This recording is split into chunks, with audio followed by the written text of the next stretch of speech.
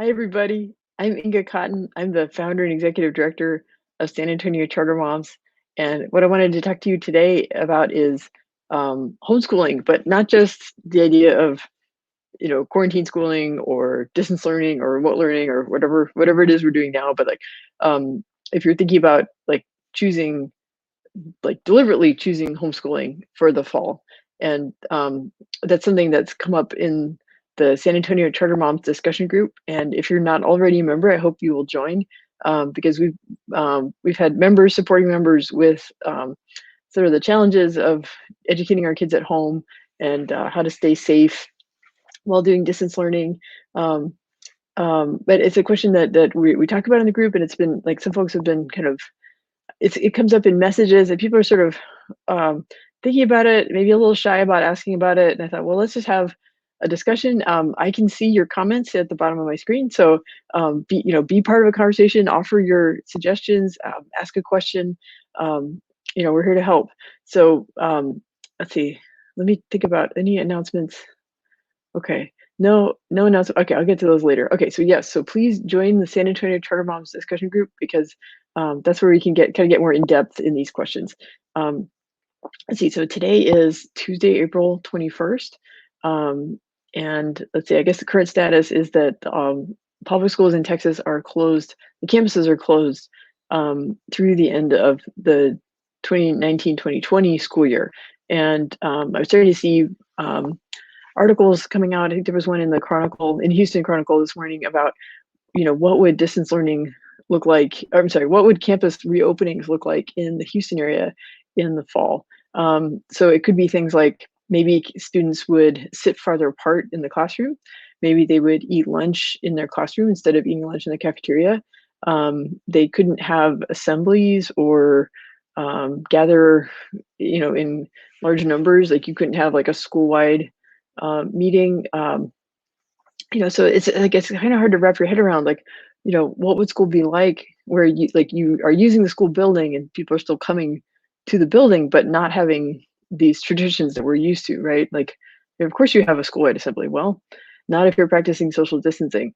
So, it's interesting to think about what is this kind of in between world where schools reopen, but not the same as how it was before the virus started showing up in the United States.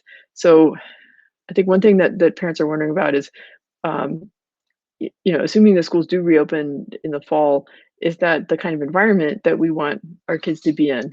Um, there's always the risk that if there's, kind of, by school or by locality that there, um, if a cluster of cases shows up, that there might have to be stricter social distancing again. So I think parents are wondering, like, what will school look like when it reopens until there's a vaccine or some, kind of more long-term solution. And, what is the risk of schools kind of opening, closing, maybe campus by campus, maybe city by city. But it's just really hard to predict at this point. And for someone like me, who's a planner, kind of a control freak, this is really hard. So now, so I'm somebody who has homeschooled before. So that's what that was something I talked about in the piece at Project Forever Free, and I'll drop that link in the comments, comparing like what is the quarantine schooling versus actual homeschooling. And it's hard to know, like, so like the state parks have reopened, but for the time being things like museums and libraries are still closed. And okay, tangent. So I had today marked on my calendar as the day when Landa Library was going to reopen. That is my favorite library of all time. So the Landa Branch Library, if you're not from San Antonio, so it's in an old house. The house was built in the 20s, and then the widower donated it to the city to be a library. That was his late wife's wishes. And it's a beautiful sort of Italianate home, and it's been a public library with a playground and gardens since the 1940s. And in January, it closed for renovations. They needed to improve the air conditioning system, which, if you're not from San Antonio, trust me, air conditioning is it's like a human right, basically. Air conditioning's serious around here. So yeah, there were kind of parts of the library that would get pretty hot and humid, which is not good for books or people. So the plan was that they would close in January and then do the renovations and then reopen on April 21st. But at the last I checked, all the libraries in San Antonio are closed until April 30th. So, but they still have online resources. You can still get a library card online. You can still drive up to the parking lot and get the Wi-Fi. Um, yeah, I really libraries are something that we really, really miss. Oh, we have a commenter. Hello. Um, yeah, let me know if you have questions about. Oh, okay. We have Celine says has homeschooled in the past. She's considering it now in the fall. Her daughter is immunocompromised. Um, yeah, and she says she mentions her son as well. So, um, that's an important point too. Homeschooling, you may choose to homeschool one child but not another, or some children but not others. Some children may be able to go back to school, but others not. So, and that's something that's come up in my as I've talked to my friends about what are their plans for the fall. So if your child has asthma or you know yeah, compromised immune system, risk factors, or there are family members who have risk factors, or like elderly relatives who live with the family. That you might feel like your risk is higher, and that even with practicing social distancing, it might not be safe for the family if the children go back to a school setting where they are going to be, even with practicing social distancing, they're going to be interacting with a lot of other people. And we all know with young children, it's especially hard to teach them not to touch their face, or to wash their hands really, really well. To wash their hands after the bathroom and before they eat, and especially with young children, it's just really hard to watch the germs. Um, so yeah, Celine, that's a really good question. Um, so so one thing, if you do choose to plan homeschooling for the fall, it's still not going to be homeschooling the way it was before the pandemic, because like as I wrote about in Project Forever Free, we really weren't home that much when we were homeschooling. And also, like, if you read, there was um, a really great article in the Express News a couple weeks ago where Ashley McBride interviewed some veteran homeschoolers, including my friends, the Funk family, and they were talking about how they used to be going to lessons and co-ops and playing outside, going to parks, playgrounds, and those options are closed off now. So that's one of the downsides, is like, even if you choose homeschooling for the fall, you're still not going to be kind of master of your destiny, because there are a lot of public places that won't be open. Now, it's possible that as things gradually reopen, it might be okay to start setting up co-ops or having play dates with small groups. Currently, that is not safe. I'm not recommending that you go out and set up a play date. What I'm saying is, maybe by the fall, if the CDC recommendations, and if the, like, mayor, county judge, the governor have a different set of rules by the fall, it may be possible to start having co-ops again. But for the time being, don't gather in groups. Don't do play dates or co-ops. It's right now, it's not safe. Um, so I think one thing that we've experienced is um, it's sort of there's good and bad aspects of it. So we're getting curriculum and materials supplied by our kids' teachers, which is nice because there's continuity, right? Like they were, after spring break, they were able to kind of pick up where they left off on things like Texas history, and my son was reading. They read Call of the Wild, and then they read White Fang, and he was able to jump right back in to the books. The downside is that it's not the materials that, like, you as a homeschool parent chose for your kids, and it's not when you're picking the curriculum, you're able to choose things that really suit your kids, and you're able to kind of learn what the processes are. Like, what do they do on their own, what things do you need parent support with, how do you do the assessments. This is it's like, we're not reinventing the wheel. Like, homeschoolers have been doing this for years, and there are tons more resources than there were even like 10 years ago, when I was homeschooling my son. Let's see, was it 10 years? Not quite 10 years. Let's see, 2013 was when I was homeschooling him. But no, there's been a lot of change over the years. So So if you cut ties with the schools that your kids are at, it's sort of good news, bad news. Like you're not getting the support of the distance learning and the assessments and curriculums and materials that the school puts together. On the other hand, it frees you to choose things that are maybe a better fit for your kids, or if your kid fits. Um, Maybe your kid is advanced in one subject but behind in another. Like maybe they would rather do advanced math at a higher level, but they need more support with reading. Then you're able to tailor that to what they need. Another thing that I think this is kind of a niche thing that homeschoolers know about, but there have been like private online lessons out there for years, and so again, with the idea that homeschooling is not necessarily, you're not limited to the resources of just what that, you know, the adults in that particular household can do. And you can, and it's not all or nothing. Like you don't have to just sign up for one particular set of curriculum or one particular online school or virtual school.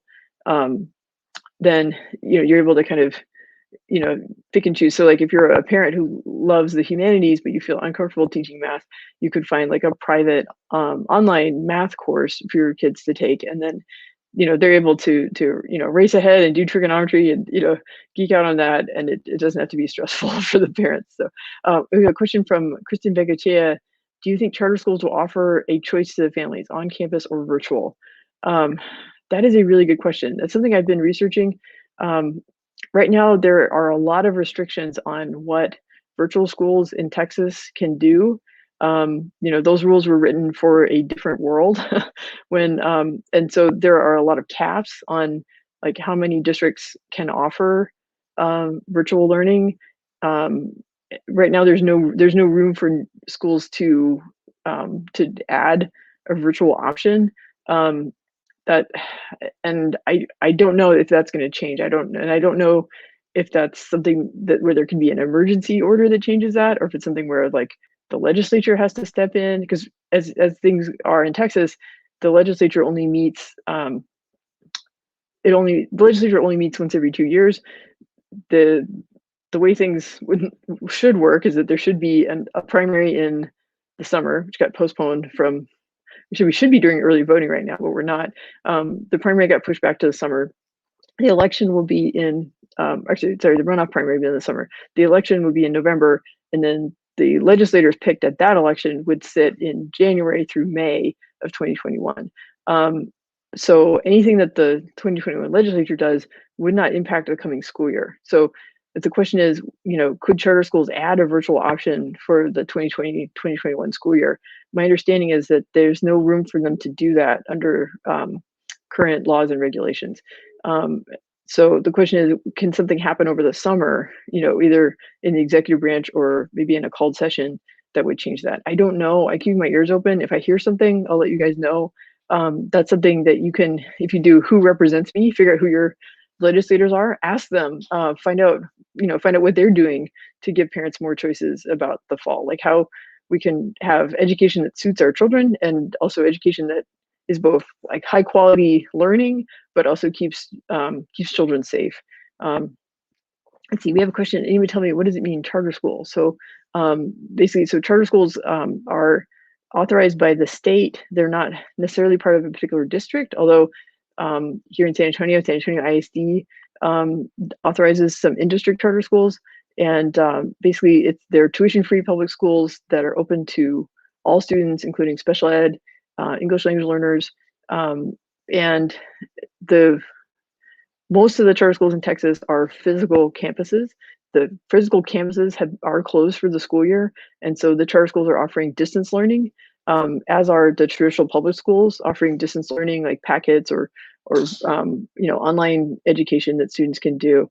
There are some charter schools that have been offering online school for years, and so examples like Texas Connections Academy, and then there's a nationwide network called K-12 that has a local affiliate in Texas.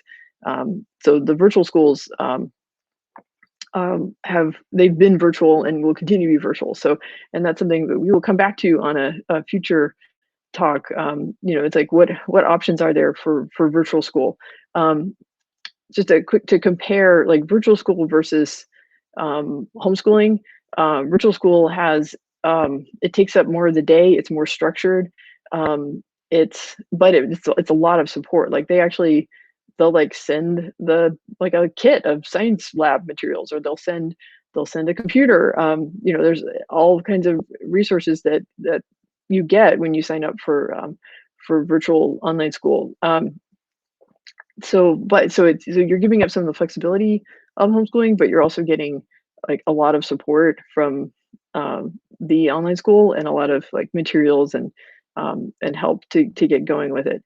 So it's something that I think a lot of families are looking at more closely, because there's just so much uncertainty about what the fall will be like. So, I see a comment from April.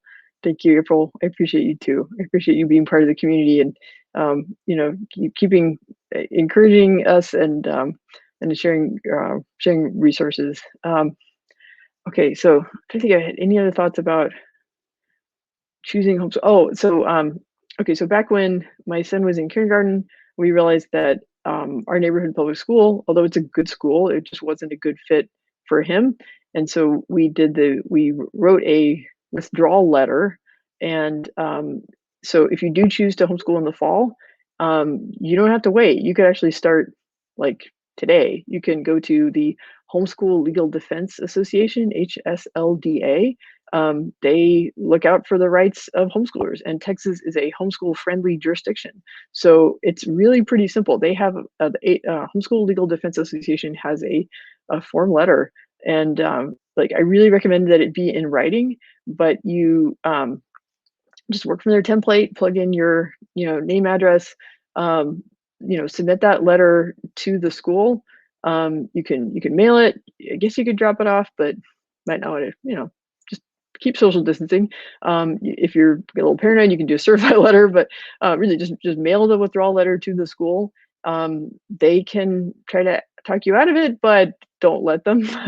It's your right, as that's how the laws are in Texas. There are some documentation, some record keeping that you're supposed to do if you're homeschooling. We kept a log of what units we were covering and what topics, what field trips we did, what activities we did. You can create a photo album on your phone, really, and just snap pictures of what you're doing. So just do some kind of record keeping, and you're on your way. I mean, thank goodness. So you may have seen on Twitter, I was sharing there's a conference going on about raising all these concerns about homeschooling. And as somebody who's done it, it just seems bizarre to me that there's so much suspicion towards homeschooling, because the homeschoolers I know are really dedicated.